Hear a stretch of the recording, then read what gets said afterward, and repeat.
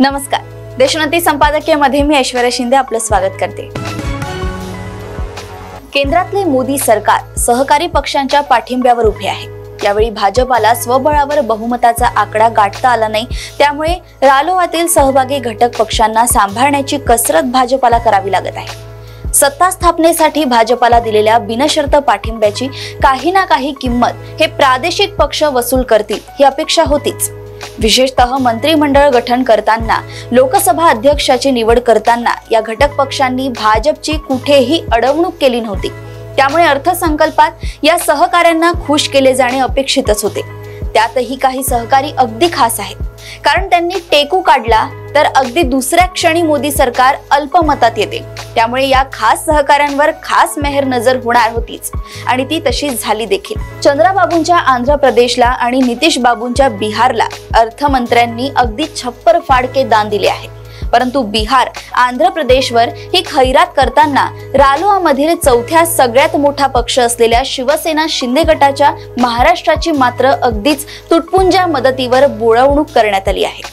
महाराष्ट्रात एकट्या शिंदे गटाची सत्ता नाही, तर भाजप देखील सत्तेत सहभागी आहे। अजित पवारांचा गट देखील सत्तेत सामील आहे। आणि विशेष म्हणजे लोकसभा निवडणुकीतील निराशाजनक कामगिरीनंतर आता लगेच होणाऱ्या विधानसभा निवडणुकीत आपली मतं सांभाळण्याचे, आपली प्रतिष्ठा पूर्ववत करण्याचे आव्हान भाजप समोर आहे। त्यामुळे किमान विधानसभा निवडणूक लक्षात घेऊन तरी महाराष्ट्राला काही खास योजनांची भेट मिळेल असं वाटत होते। परंतु अर्थमंत्री निर्मला सीतारामन यांच्या 1.5 तासांच्या अर्थसंकल्पीय भाषणात महाराष्ट्राचा साधा उल्लेखही झाला नाही। राज्यासाठी कोणत्याही नवीन प्रकल्पाची घोषणा झाली नाही।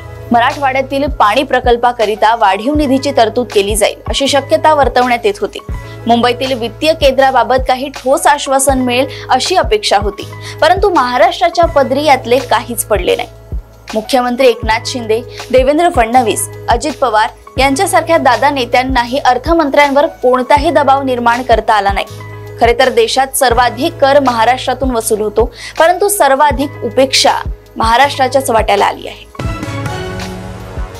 अशाच राजकीय घडामोडी व अपडेट सोबत पुन्हा भेटूया देशोन्नती संपादकीयमध्ये।